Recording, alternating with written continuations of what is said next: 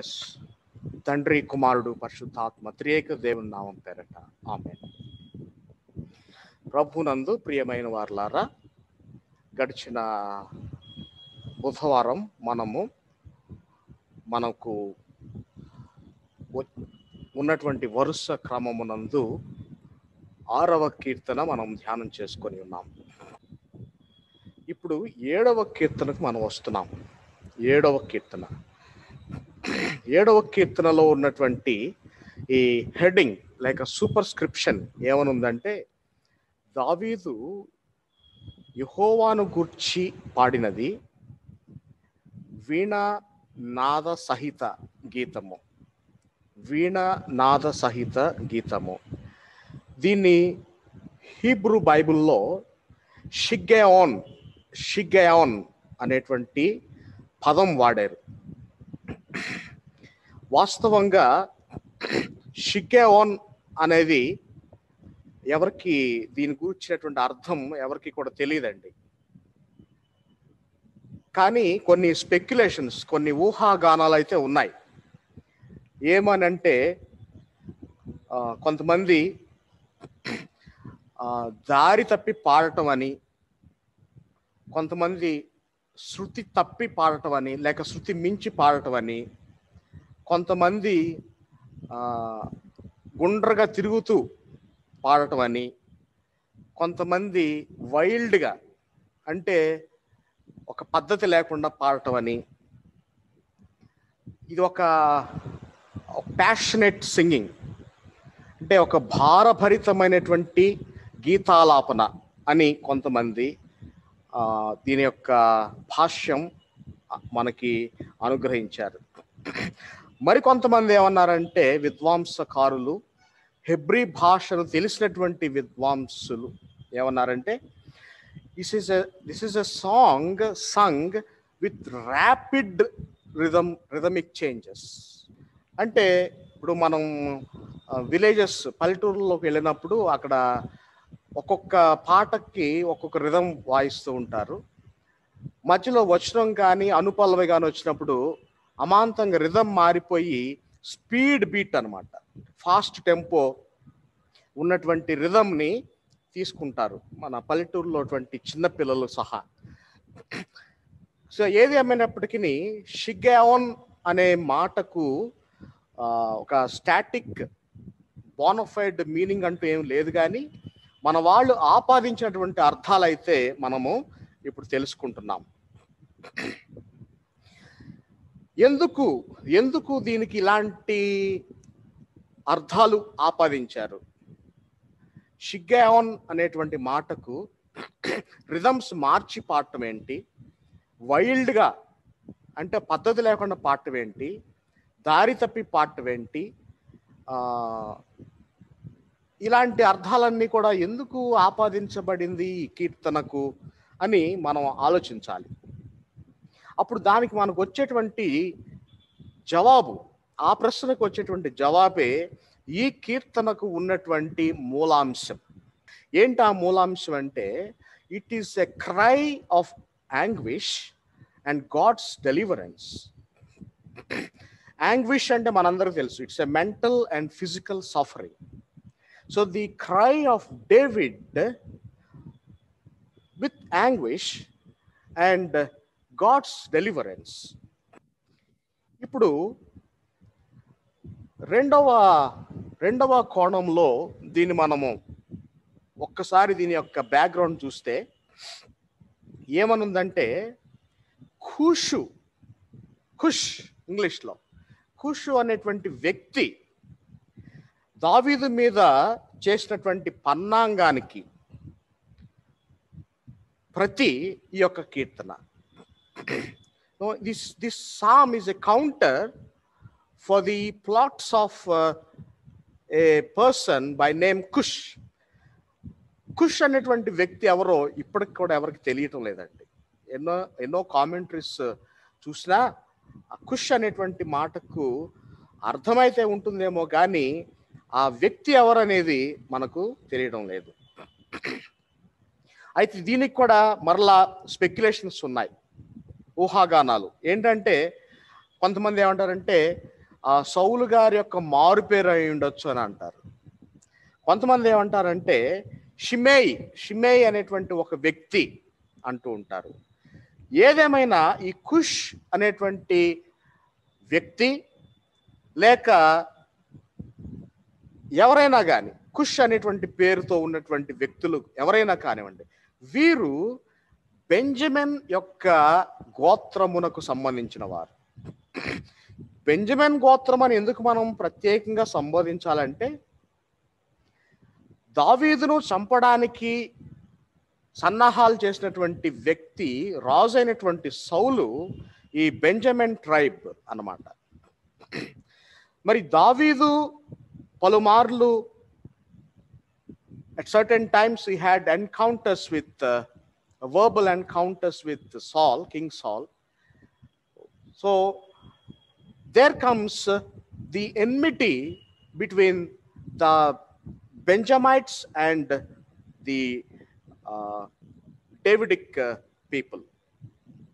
వీరిద్దరి మధ్య ఉన్నటువంటి ఆ శత్రుత్వం మనకు అర్థమైతే ఈ కీర్తన మనకు చాలా బాగా అర్థమవుతుంది అనమాట. మరి దీన్ని యథావిధిగా నేను మరలా 3 భాగాలుగానే నేను విభజించడం జరిగింది. ఒకటి ట్రస్ట్ ఫిల్డ్ ప్లీ. దీనికి నేను ఇచ్చుకున్నటువంటి అనువాదం ఏంటంటే విశ్వాస సహిత మనవి. ఇది మొదటి 2 వచనాలు దీనికి కేటాయించబడ్డాయి. రెండవది 7వ వచనం నుంచి 9వ వచనం వరకు it's an appeal to the righteous judge. It's an appeal to God who is the righteous judge. 3వ విధానం లేక పాయింట్ ఏంటంటే 10వ వచనం నుంచి 17వ వచనం వరకు the statement of trust and confidence by king David. So ఈ విధంగా దీన్ని 3 భాగాలుగా విభజించడం జరిగింది. ఇప్పుడు ఈ మొదటి విభజనలో ఉన్నటువంటి మాట ఈ మనవి దేవునికి మనవి చేయటం. ఏం మనవి చేశాడు, ఏ విధంగా మనవి చేశాడంటే విశ్వాసంతో చేశాడు. విశ్వాసం అనేటువంటి మాట మనకు చాలా ప్రతిరోజు వాడేటువంటి మాట. It's a very common word in religious terminology. కానీ అసలు ఆ విశ్వాసం అనేటువంటి మాట లేకుండా ఏ మతం లేదు. ఆ మాటకు వస్తే క్రైస్తవ్యం అంతకంటే లేదు. మన దైవం విశ్వాస సహిత దైవం. మన ప్రార్థనలు విశ్వాస సహిత ప్రార్థనలు, మన మనవులు విశ్వాస సహిత మనవులు. So all our prayers must be centered around the faith in God. ఈ విధంగా మొదటి యొక్క విభాగము మనకు కనబడుతుంది. మరి దావీదుని ఎంత బాధ పెట్టాడో దావీదుకు. మరి పోయిన వారంలో చదివినటువంటి కీర్తన వెన్నుపూసలో అదురు మనం చూసాం. ఆ కీర్తన చివరి భాగానికి వచ్చేసరికి తనను బాధించినటువంటి వారికి అదురు పుట్టింది దేవుని యొక్క సహాయంతో. సరిగ్గా ఈ కీర్తన కూడా అదే విధంగా ఉంటుంది. ఆ మాటకు వస్తే అన్ని కీర్తనలు కూడా every psalm is unique in terms of advocating God's faithfulness, God's trustworthiness. Cush అనేటువంటి వ్యక్తి దావీదు షిగ్గయోన్ పాడటానికి ఇక్కడ దోహదపడింది అనమాట. ఏ విధంగా అంటే ఇక్కడ మొదటి వచనంలో యెహోవా నా దేవా నేను నీ శరణు జొచ్చి ఉన్నాను అని అంటున్నాడు.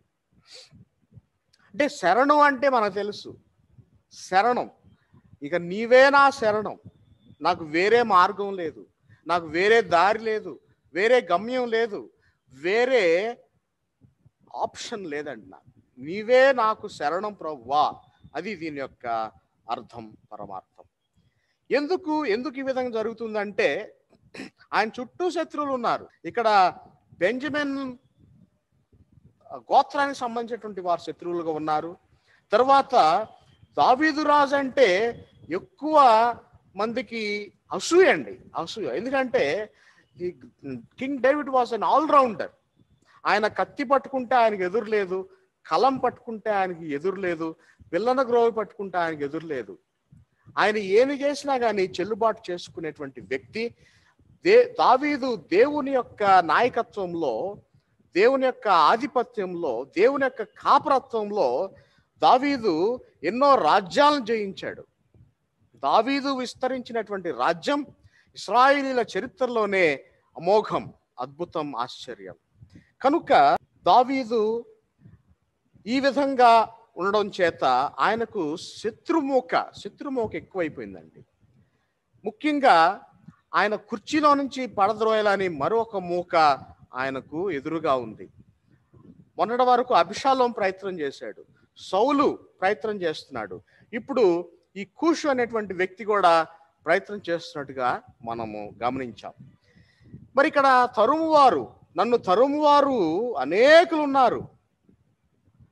రెండవ మాట మొదటి వచనంలో, నన్ను తరుమువారి చేతిలో నుండి నన్ను తప్పించుము. ఇది ఇట్స్ ఎ జనరల్ ప్రేయర్. ఈ ప్రార్థనలో యథావిధిగా ఉన్నటువంటి ప్రార్థన. ఆయన ప్రార్థన మనము లోతుగా చదువుకుంటూ వెళ్తే ఈ ప్రార్థనకే చాలా ప్రాముఖ్యత వస్తుందండి. ఏ ప్రార్థన అంటే, నన్ను తరుమువారి చేతిలో నుండి నన్ను తప్పించు ప్రభువా. ఈ ప్రార్థన చాలా భావగర్భితమైనటువంటి ప్రార్థన.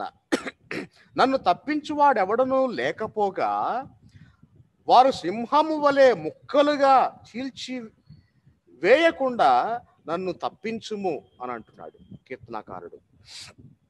ఆ దినాల్లో సింహము అనేటువంటి మాట పలు విధాలుగా పలు సందర్భాల్లో ఈ సింహం అనేటువంటి మాట తరచుగా వాడుతూ ఉంటారు. Sometimes it was used literally, sometimes it was used figuratively, sometimes it was used metaphorically. ఇక్కడ లిటరల్గానే వాడుతున్నాడండి. సింహము తరిమినట్టుగా వారు నన్ను తరుముతున్నారు, వారు నన్ను ముక్కలు చేసి చీల్చివేయడానికి వారు సిద్ధపడుతున్నారు. ఇక్కడ ఈ సిద్ధపాటు, శత్రువుల యొక్క సిద్ధపాటును గురించి చాలా క్షుణ్ణంగా పరిశీలన చేసిన వాడై దావీదు దేవుని సన్నిధిలో మొరపెడుతున్నాడు. ఇది చాలా ముఖ్యమైనటువంటి మాట. శత్రు రాజ్యములు లేక శత్రువులు తనను చంపడానికి వచ్చేటువంటి ఆ ప్రణాళికలు ఏవైతే ఉన్నాయో, ఆ ప్రణాళికలు చదివినవాడై, తెలుసుకున్నవాడై, ధ్యానం చేసుకున్నవాడై ఏం చేశాడంటే దేవుని దగ్గరకు వచ్చాడు. ఏమంటున్నాడు దేవుడి దగ్గర? వారు సింహము వలె ముక్కలుగా చీల్చివేయకుండా నన్ను తప్పించు ప్రభువా అని అంటున్నాడు. అంటే సింహంగా చీల్చివేయబట్టం అంటే మనందరికీ తెలుసు. సింహంగా చీల్చివేయబట్టం అంటే ఒక్కసారి శత్రువుల చేతులకు వెళ్తే వారు మరి ఆ దినాల్లో వాళ్ళందరూ కూడా సైనిక బృందంలో ఉన్నటువంటి వారందరూ కూడా మానవ మృగాల వలె ప్రవర్తించి శత్రువులను చీల్చి చెండాలి, వారి తలలు నరికేసి దేహమంతా కూడా చిందరవందరగా వారు కోసి మరి పక్షులకు వేసేటువంటి మానవ మృగాలు కూడా ఆ సైన్యాల్లో ఆ దినాల్లో ఉన్నారు. ఎందుకంటే దావీదు కూడా శత్రురాజ్యాన్ని అలా చేసిన వాడే. అలా చేయకపోతే దావీదు నాకు విజయం లేదు, అలా చేయకపోతే అక్కడ రాజ్య వ్యాప్తి లేనే లేదు. మరి ఇంత జరుగుతూ ఉంటే మనం ఎందుకు దావీదుకు సపోర్ట్ చేస్తాం? దావీదు కూడా ఒకప్పుడు ఇలా చేశాడు కదా, మరి ఎందుకు మనం దావీదుకు సపోర్ట్ చేయాలంటే దీనికి ఒకే ఒక్క జవాబు అండి. ఏంటి జవాబు అంటే, అది కూడా ఈ కీర్తనలోనే ఉంది. ఆ జవాబు కూడా మనం చదువుతుంటూ వెళ్తే మనకు అర్థమవుతుంది. 7వ వచనం ఒకసారి చూడండి. 7వ వచనం 7 దానికి బ్యాక్గ్రౌండ్. 8వ వచనంలో స్పష్టంగా ఉంది. యెహోవా జనములకు తీర్పు తీర్చువాడు, యెహోవా నా నీతిని బట్టియు నా యథార్థతను బట్టియు నా విషయములో నాకు న్యాయము తీర్చుము. అందుకు మనం డేవిడ్కి సపోర్ట్ చేస్తాం. ఇంకా ఎందుకు చేయాలంటే దావీదుకు మనము ఇక్కడ చూడండి 5వ వచనంలో 4-5 వచనాలు చదువుతాను.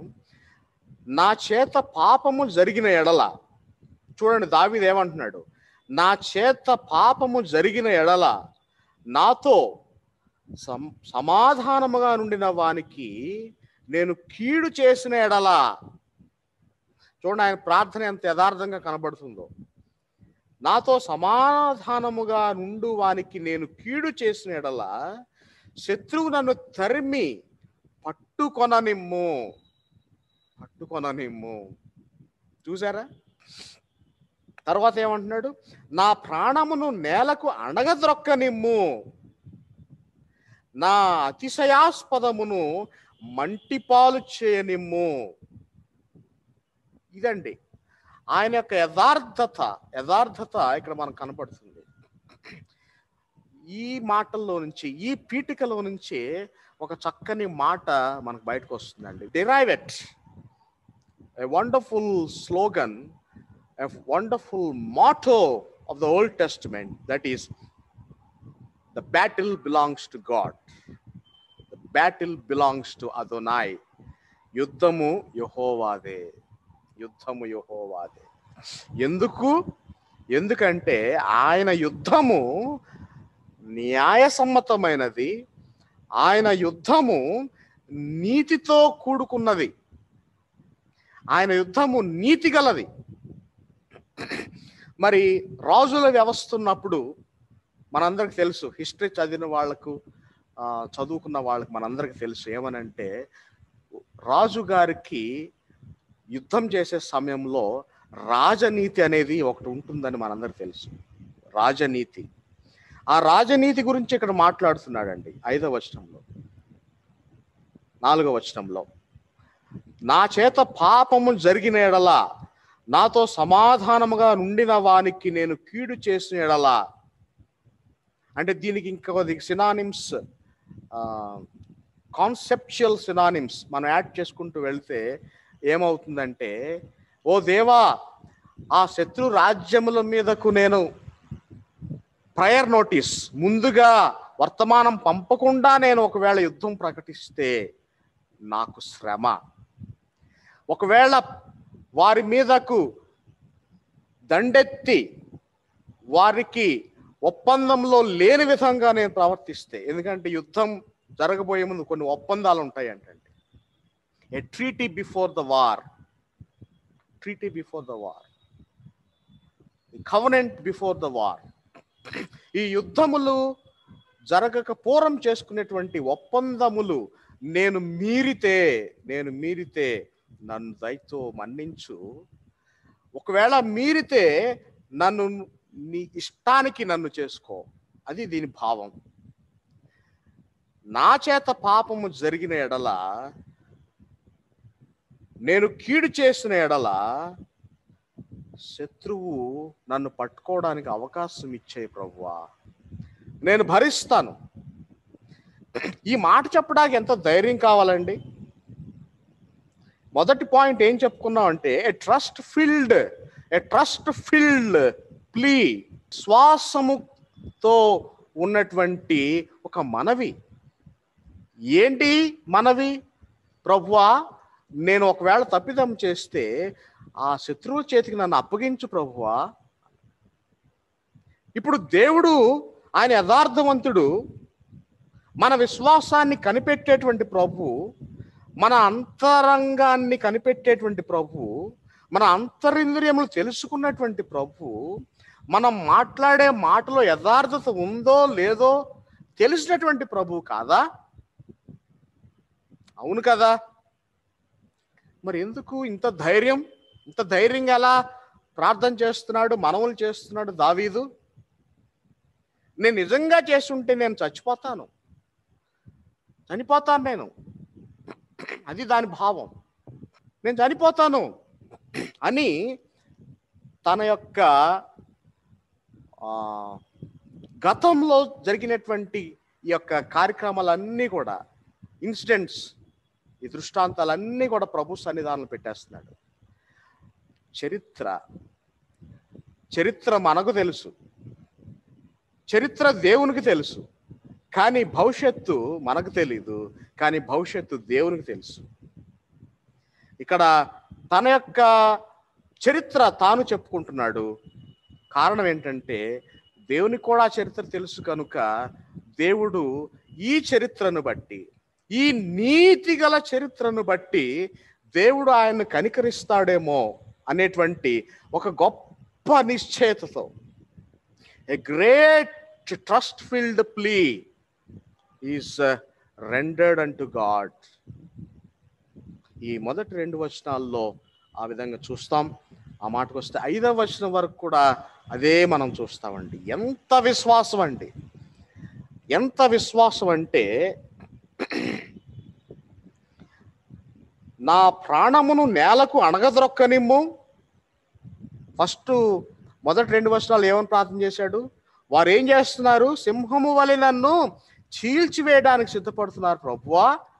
ఒకవేళ నేను నిజంగా అర్హుడనైతే నన్ను వారికి అప్పగించు, వారు నన్ను చీల్చనిమ్ము, వారు నన్ను తరిమి పట్టుకొననిమ్ము.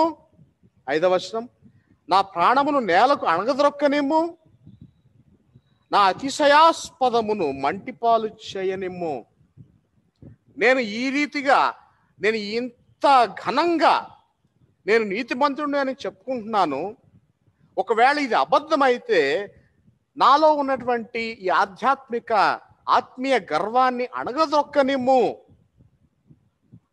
నా అతిశయాస్పదమును మంటిపాలు చేయనిమ్ము. ఇంగ్లీష్ బైబిల్లో let me sleep in the ground, let me sleep in the grave. అది దాని యొక్క భావమై ఉన్నది. కనుక ఆ కీర్తనాకారుడు కూషు గుర్చినటువంటి భయాన్ని ప్రదర్శిస్తూనే మరొక ప్రక్క తన యొక్క నీతిమత్వాన్ని తెలియచేస్తూ, మరొక ప్రక్క దేవుని యొక్క నీతిని కూడా కొనియాడుతూ దేవుని యొక్క నీతిని ఆయన బయలుపరుస్తున్నాడు. ఈ విధంగా మనకి ఇక్కడ ఈ 5 వచనాల వరకు మనం చూస్తాం. ఇప్పుడు చూడండి 6వ వచనంలో, యెహోవా కోపము తెచ్చుకొని లెమ్ము, నా విరోధుల ఆగ్రహము అణుచుటకై లెమ్ము, నన్ను ఆదుకొనుటకై మేల్కొనుము. ఇక్కడ తెలుగులో సరిగ్గా ట్రాన్స్లేషన్ సరిగ్గా లేదు, కానీ ఒరిజినల్ లాంగ్వేజెస్లో లేకపోతే ఇంగ్లీష్ ట్రాన్స్లేషన్ కూడా కొంతవరకు బాగానే ఉందండి. ఏమనంటే the slogan of the Israelites was arise and awake, arise and awake.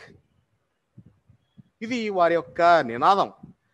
ఎక్కడ ఇబ్బంది వచ్చినా, ఎక్కడ కష్టం వచ్చినా, ఎక్కడ యుద్ధం వచ్చినా, ఎక్కడ శత్రు మూకలు ముట్టడించిన, శత్రు రాజ్యాలు చుట్టుముట్టిన ఇశ్రాయేలు యొక్క నినాదం ఏంటంటే rise, awake, rise and awake.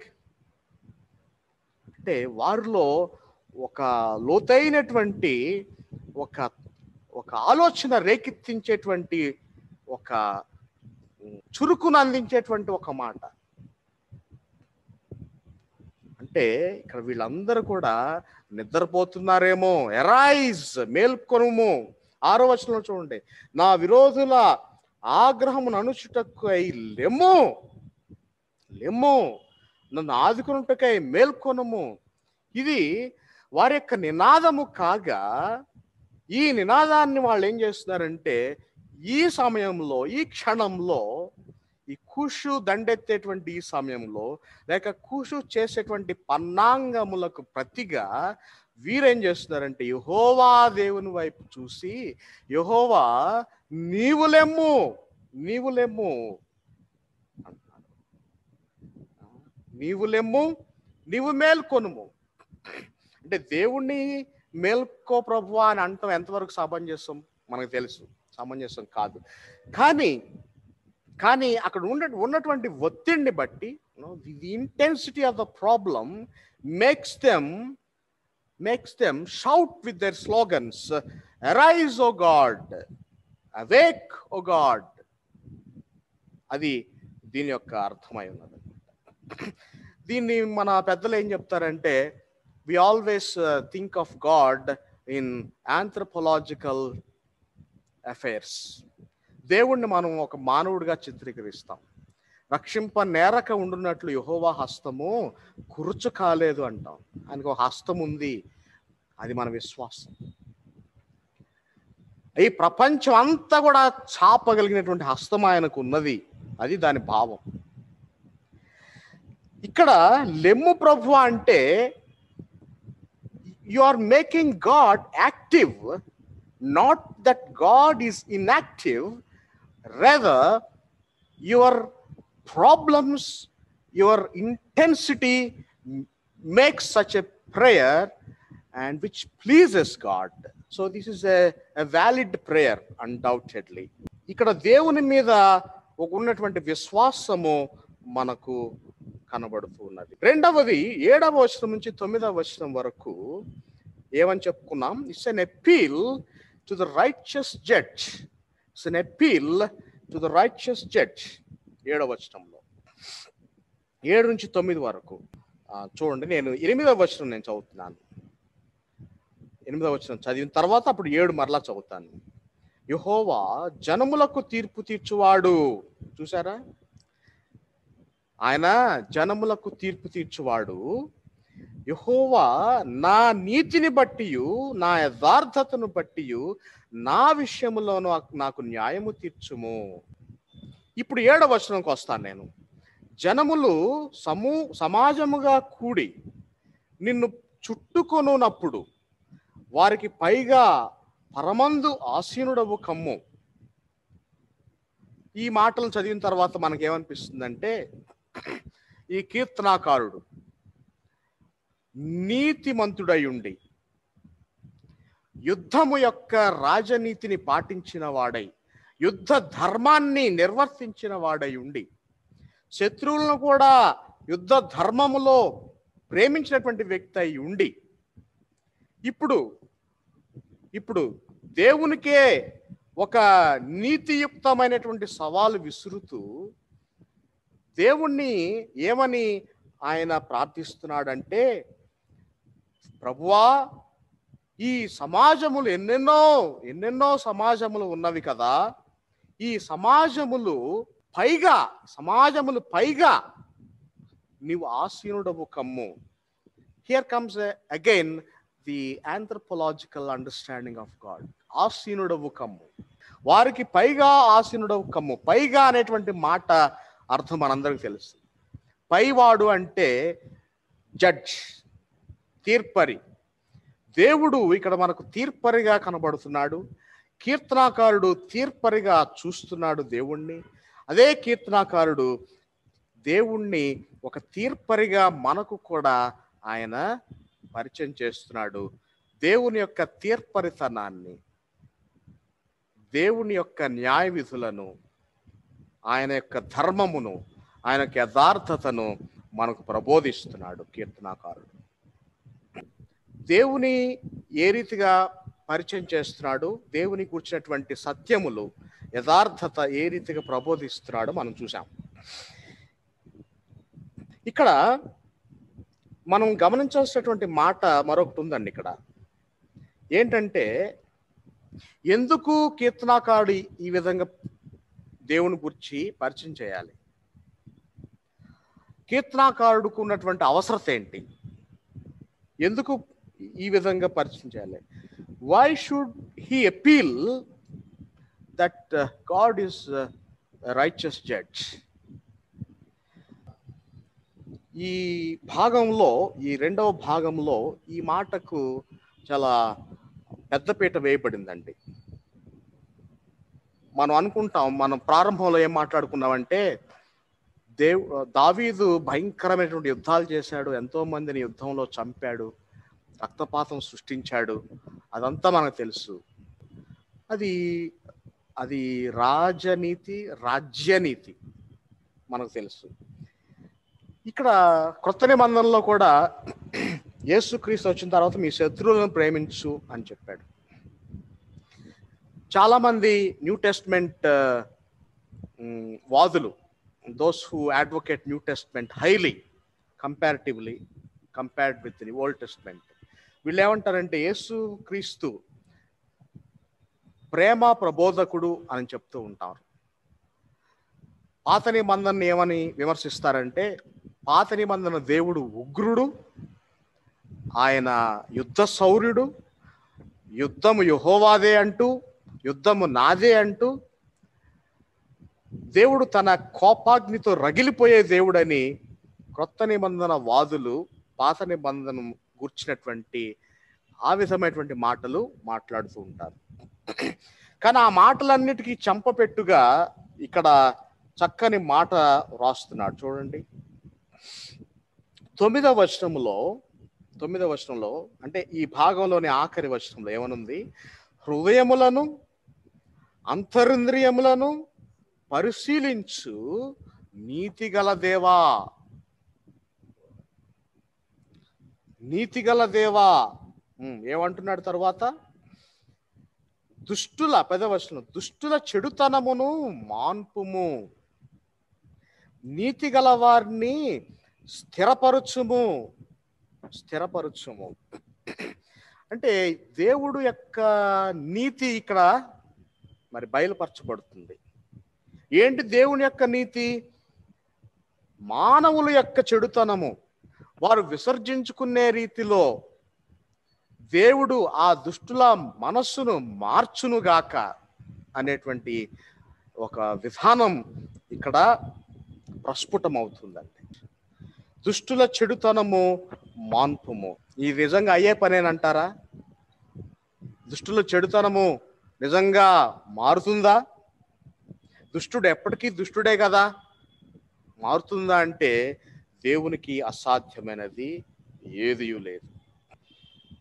ఆయన సర్వ శరీరులకు దేవుడు. నాకు అసాధ్యమైనది ఏదైనా ఉండునా అని ఆయన ప్రశ్నించిన దేవుడు. ఆయన తరువాత కాలంలో తన ప్రజలకు నీతిని న్యాయమును అందించిన దేవుడు. ప్రవక్తల వచనముల ద్వారా ఆయన సామాజిక విలువలతో కూడినటువంటి సామాజిక న్యాయాన్ని ఆయన ప్రవక్తల ద్వారా అందించాడండి.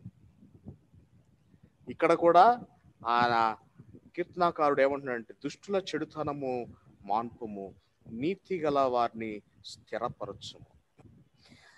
కాబట్టి దేవుని ప్రేమైనటువంటి వారలారా, ఈ రెండవ భాగం అనేది దేవుని యొక్క నీతికి అద్దం పడుతుంది. దేవుని యొక్క నీతికి, దేవుని యొక్క నీతియుక్తమైన సింహాసనమునకు అద్దం పడుతుంది ఈ యొక్క రెండవ భాగం. తర్వాత మూడవ భాగంలో 10వ వచనం నుంచి 17వ వచనం వరకు, 11వ వచనంలో న్యాయమును బట్టి ఆయన తీర్పు తీర్చును. చూసారా? ఇక్కడ దేవుని యొక్క నీతి మరలా ప్రస్ఫుటం అవుతూనే ఆ దేవుని యొక్క నీతి అనేటువంటి సందర్భంలో నుంచి దేవుని పట్ల మనకు ఉండవలసినటువంటి ఆ యొక్క విశ్వాసాన్ని, ఆ యొక్క నమ్మకాన్ని ఆయన ఇక్కడ జ్ఞాపకం చేస్తున్నాడు. ఎందుకంటే కీర్తన మనకి దాదాపుగా ఉన్నటువంటి కీర్తనలన్నిటిలో కూడా the first part of the psalm is always equal to the last part of the psalm mostly. ఇక్కడ కూడా అదే జరుగుతుంది. నేను 6వ కీర్తనలో కూడా అదే మనం ధ్యానం చేసుకున్నాం. మొదటగా తను ఏమైతే ప్రతిపాదన చేస్తున్నాడో, అంటే ఏవైతే హైపోథసిస్ గా ఇచ్చాడో, ఆ హైపోథసిస్ ఏమవుతుందంటే చివరికి వచ్చేసరికి నెరవేరుతుంది. కీర్తనలన్నీ కూడా అలాగే జరుగుతాయండి. అందుకే కీర్తనలకు మంచి డిమాండ్ ఉందండి క్రైస్తవ్యంలో. ఇక్కడ ఏంటండి ఈ యొక్క demand? What is this demand అనంటే, ఇక్కడ 11వ వచనం మనం చదివాం. ఆయన న్యాయమును బట్టి ఆయన తీర్పు తీర్చును, ఆయన ప్రతిదినము కోపపడు దేవుడు. ఒకడు మళ్ళని ఎడల ఆయన తన ఖడ్గమును పదును పెట్టును, తన విల్లు ఎక్కుపెట్టి దాన్ని సిద్ధపరిచి ఉన్నాడు. చూసారా? ఫస్ట్ పాయింట్ ఏం చెప్పుకున్నాం మనం? ఈ కూషు అనేటువంటి ఆయన ఏం చేస్తున్నాడు? సింహము ముక్కలుగా చీల్చి వేయడానికి ఏ విధంగా సిద్ధపడుతుందో, ఏ విధంగా పరిగెత్తుతుందో, ఆ విధంగా ఈ కూష్ అనేటువంటి వ్యక్తి, పోనీ ఎవరైనా సరే ఆ ప్లేస్లో వచ్చేటువంటి వ్యక్తి సిద్ధపడుతున్నాడు. సరిగ్గా ఈ సిద్ధపాటును గూర్చి దావీదు దేవునికి తెలియచేస్తూ ఇక్కడ మరలా ఏం జరుగుతుందంటే అదే దేవుని యొక్క నినాదము, దేవుని యొక్క విధానం ఇక్కడ తెలియజేస్తున్నాడు. ఏంటి దేవుని విధానం? ఇక్కడ ఏంటంటే సిద్ధపాటు. నీవు ఏదైనా చెడు చేయడానికి సిద్ధపడితే దేవుడు దానికి ప్రతిగా మరి యొక్క సిద్ధపాటును ఏర్పాటు చేసుకుంటున్నాడు. ఇది preparation and the counter preparation, the thesis and the antithesis, the hypothesis and the solution. The upgoing and the down pouring. ఈ విధంగా కీర్తనాకారుడు దేవుని యొక్క విధానాన్ని మనకు తెలియజేశాడండి. మొదటిగా తాను దేనికైతే భయపడ్డాడో, దేని కొరకైతే ప్రలాపించాడో దానిని కూర్చి ఇక్కడ 11వ వచనములో మరియు 12వ వచనములో చక్కని పాఠాన్ని ఆయన అన్యజనులకు లేక దుష్టులకు, చెడుతనము చేసేటువంటి వారికి వివరిస్తున్నాడు. దేవుడు నీతిమంతుడు, దేవుడు అందరికీ నీతిమంతుడు, ఆయన అందరికీ ఉపకారి, ఆయన అందరి దేవుడు, అందరి పైన ఉన్నవాడు, అందరి వాడు అంటూ పౌలు భక్తుడు కూడా ప్రభువును కొనియాడటం మనకు తెలుసు. ఇక్కడ కీర్తనాకారుడు కూడా ఈ భయభ్రాంతుల మధ్య, ఈ దిక్కు తోసినటువంటి స్థితిలో, ప్రాణభయంతో, శత్రు భయాలతో, ప్రాణభయంతో దేవుడు నీ శత్రువుల మీదకు యుద్ధము చేయటానికి ఆయన ఏం చేస్తున్నాడు? ఖడ్గమును పదును పెడుతున్నాడు. Again ఆంథ్రపోలాజికల్ understanding. 12వ వచనం చివరి భాగంలో తన విల్లు ఎక్కుపెట్టి దాన్ని సిద్ధపరచుచున్నాడు. Preparation, God's preparation for human preparation. The former being the positive and the later becoming the negative preparations.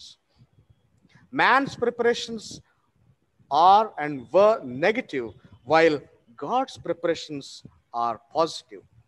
He treats everyone equal.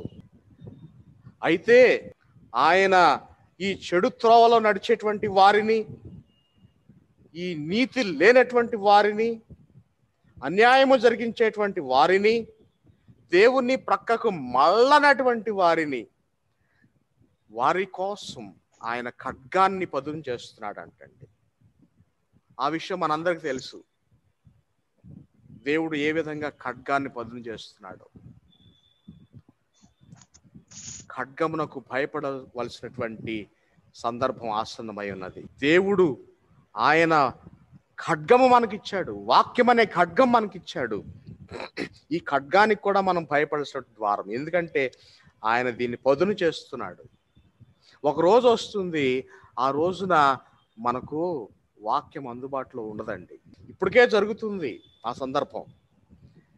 అందుకే ఈ వాక్యం అనేటువంటి ఖడ్గము మనకు ఇవ్వబడింది. మనము దీనిని పదును చేసుకోవాలి. లేకపోతే దేవుడు తన యొక్క ఖడ్గాన్ని, తన యొక్క తీర్పును పదును చేసుకుంటున్నాడు. తర్వాత ఏమంటున్నాడు? 13వ వచనంలో మరణ సాధనములను సిద్ధపరచుకుంటున్నాడు.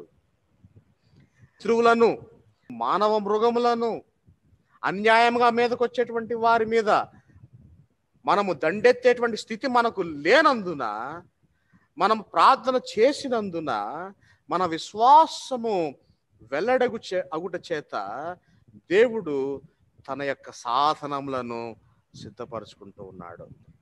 తన అంబులను అగ్నిబాణములుగా చేసుకుంటున్నాడు. పాపమున కనువాడు వాడు ప్రసవ వేదన పడుచున్నాడు. చేటును అంటే కీడును గర్భమును ధరించిన వాడై అబద్ధమును కనియున్నాడు. ఇక్కడంతా కూడా మరలా కీర్తనకారుడు ముగింపుకు వచ్చేసరికి ఆయన తన ప్రతాపం చూపిస్తూ ఉంటాడు. రచనల్లో కానివ్వండి, తన యొక్క ఆలోచనలో కానివ్వండి. He explores his concepts. He explores his lyrics. He explores his faith towards the end of the Psalms.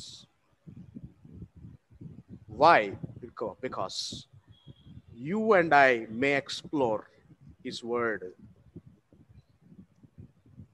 that his deeds are wonderful and amazing. తర్వాత మరలా మెటఫర్స్ వస్తున్నాయండి ఇక్కడ కూడా. మరలా వాడు ఏం చేస్తున్నాడు? వాడు ప్రసవ వేదన పడుతున్నాడు పాపంతో. తరువాత గర్భము, అబద్ధాన్ని గర్భం ధరించాడు.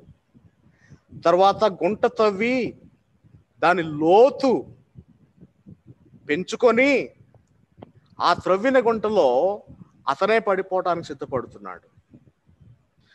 హీబ్రూ అండర్స్టాండింగ్లో మెటఫర్స్ కూడా చాలా విలువ ఉంది, మనకి ఇక్కడ అర్థమవుతుంది.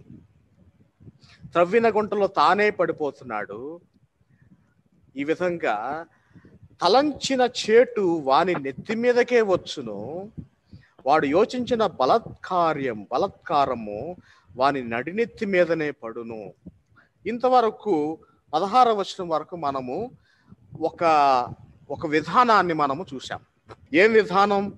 ఆయన విశ్వాసంతో ప్రార్థన చేయటం, అవిశ్వాసుల గురించి ప్రార్థన చేయటం, ఆ విశ్వాసులను మార్చే విధానంలో దేవునికి మొరపెట్టుకోవటం, దేవుడు అందరికీ కూడా ఉపకారి, ఆయన అందరికీ కూడా యథార్థత అనేటువంటి సింహాసనం మీద నుండి ఆయన ఒక తీర్పరిగా ఉన్నాడు అనేటువంటి విషయం. తర్వాత ఆయన విశ్వసించినటువంటి వారికి ఏ విధంగా ధైర్యం వస్తుంది, విశ్వాసం వస్తుంది, నిరీక్షణ కలుగుతుందని ఆయన తెలియచేస్తూ చివరి మాటలో అది ఇక్కడ క్లైమాక్స్కి వస్తుందండి. 17వ వచనంలో యెహోవా న్యాయము విధించువాడని నేను ఆయనకు కృతజ్ఞతాస్తుతి చెల్లించెదను. ఇది అండి కంక్లూషన్. న్యాయం చేస్తాడు ఆయన. నీతి యథార్థత యుగయుగములు ఆయనకే అని అంటున్నాడు. న్యాయము విధించువాడని నేను ఆయనకు కృతజ్ఞతాస్తుతులు చెల్లించేదను, ఉన్నతుడైన యెహోవా నామమును కీర్తించేదను. సో ఈ కీర్తన అలా కొనసాగుతూ ఉంది. ఇప్పుడు మరలా మనం చదువుకున్నటువంటి ఈ సూపర్స్క్రిప్షన్స్ దగ్గరికి వచ్చేస్తే, ఈ షిగ్గయోన్ అనే మాటకు ఆపాదించబడినటువంటి అర్థాలు ఏం చెప్పుకున్నాం మనం? దారి ప్రక్కకు వెళ్ళిపోయి పాడటం, ఎక్కడ పడితే అక్కడికి వెళ్ళిపోయి పాడటం, లేకపోతే ఒక విచిత్రమైనటువంటి ప్రవర్తనతో పాడటం, ఎర్రి కేకలు వేస్తూ పాడటం, పిచ్చి కేకలు వేస్తూ పాడటం, తర్వాత వాళ్ళు వాయించేటువంటి డ్రమ్స్ రిథం కూడా పిచ్చి పిచ్చిగా మార్చుకుంటూ పాడటం, కొట్టడం. దీనివల్ల ఏం జరుగుతుందంటే వారి హృదయాల్లో ఉన్నటువంటి ఆ స్పందన వ్యక్తమవుతుందండి. The ethos was felt in their pathos, in the very beat of the drum. ఆ డ్రమ్ బీట్ అనేది మన దేశంలో కూడా ఉందండి, ఆ డ్రమ్స్ ఏ విధమైనటువంటి సౌండ్స్ వస్తాయో దానిని బట్టి అక్కడ ఉన్నటువంటి ఉపద్రవం అర్థం చేసుకునేటువంటి సాంప్రదాయం, ఆ సివిలైజేషన్, నాగరికత మన దేశంలో ఉంది, మనకు తెలుసు. ఇజ్రాయెల్ దేశంలో కూడా ఉంది. By the very beat and by the very change of the beat you will know the situation where they were in. And with the sudden changes of their rapid changes of their beat and the rapid changes in their singing and the rapid changes of their instruments and the rapid changes of their scales, changes in octaves and everything, they come up with the burning intensified problems and which are surrendered before God. And now God descends in spirit, answering to your prayers, bringing an answer to our hypothesis. చివరిగా దేవుడు మనకు అట్టి విశ్వాసాన్ని మనకిస్తాడు. ఈ దేవుడు విశ్వాసం ఇవ్వకపోతే మనంతటా మనం నమ్మలేమండి. The faith that we have always has volumes of history. So it's a historical evolution. It's a historical eruption. It's a historical outburst, which is nothing but the trust and confidence in God. So thereby, the statement seen in the last verse, ఏమనుంది ఇక్కడ? ఏమనుంది? న్యాయము విధించువాడని నేను ఆయనకు కృతజ్ఞతాస్తుతి చెల్లించెదను, సర్వోన్నతుడైన యెహోవా నామమును కీర్తించెదను. ఈ మాటలతో చక్కని ఒక ఆలోచనకు, ఒక గ్రహింపుకు, ఒక నినాదానికి ఆయన వస్తున్నాడు. నేను దేవునికి కృతజ్ఞతాస్తుతి చెల్లిస్తాను. నేను తలంచినవన్నీ కూడా నాకు జరుగుతూ ఉన్నాయి. ఎదుటివారు చేసినటువంటి బలత్కారం నుండి దేవుడు నన్ను విడిపిస్తున్నాడు. మరి దేవునికి నేను కృతజ్ఞతాస్తుతి చెల్లించాలి. సర్వోన్నతుడైన యెహోవా నామమును కీర్తిస్తాను.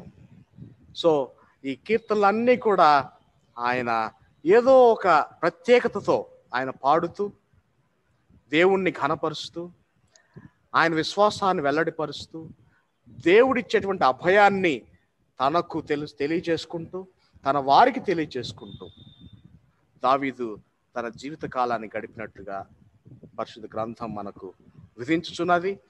అట్టి విధానం మనం కూడా స్వీకరించి దేవుని యొక్క అభయం మనం తీసుకొని, దేవుని యొక్క యథార్థత కలిగినటువంటి తీర్పు ఉన్నదని మనం తీసుకొని, అట్టి విధానంలో విశ్వాస జీవితంలో ముందుకు సాగిపోతే దేవుడు మన యథార్థతను బట్టి దేవుడు మనకు చక్కని దీవెన ఇస్తాడు. మరలా ఆ దీవెన ప్రకారం మరలా మనం ఆయనకి కృతజ్ఞతాస్తుతి చెల్లిస్తాం. మరలా దేవుడు మనకు మేలు చేస్తూనే ఉంటాడు. మరలా ఆయనకు మనము కృతజ్ఞతాస్తుతి చెల్లిస్తూనే ఉంటాము. ఇది నిత్య కృత్యములు. It's a recurring praise, it's a recurring thanksgiving. కనుక దేవుని బిడ్డలారా, ఒకసారి దావీదు యొక్క ఈ మానసిక స్థితిలో నుంచి, ఒక భయంకరమైనటువంటి నెగిటివ్ టర్మినాలజీలోంచి వచ్చినటువంటి కీర్తన చివరి దశకు వచ్చేసరికి దేవుని యొక్క ఆదరణ, దేవుని యొక్క కృప ఎంత ఉన్నతమైనదో తెలియచేస్తూ తన యొక్క కీర్తనను చాలా అద్భుతంగా రచించి, అద్భుతంగా ముగించి, చాలా అద్భుతమైనటువంటి సారాంశాన్ని మనకిచ్చి, చాలా అద్భుతమైన సందేశాన్ని కూడా మనకిచ్చాడు. ఆ కీర్తనాకారుడికి మరొకసారి వందనాలు తెలియజేస్తూ, దేవుడు ఆయన ద్వారా రాయించినటువంటి ఈ కీర్తనను బట్టి దేవాది దేవునికి హృదయపూర్వక వందనాలు తెలియజేస్తూ, మరి ఈ వాక్యము ధ్యానించినటువంటి మనందరి నిమిత్తం కూడా దేవునికి వందనాలు చెల్లిస్తూ, మరొకసారి కూడి వచ్చిన మీ అందరికీ కూడా హృదయపూర్వక ధన్యవాదాలు తెలియజేస్తున్నాను. దేవుడి మాటల ద్వారా మన విశ్వాస యాత్రలో మనలను మరి విశ్వాసం కొరకు, నీతి కొరకు, యథార్థత కొరకు మనల్ని స్థిరపరిచి, సిద్ధపరిచి, బలపరిచి, దీవించి నడిపించును గాక. మనలను, మన కుటుంబాలను ఫలింపు చేయను గాక. ఆమెన్. Thank you.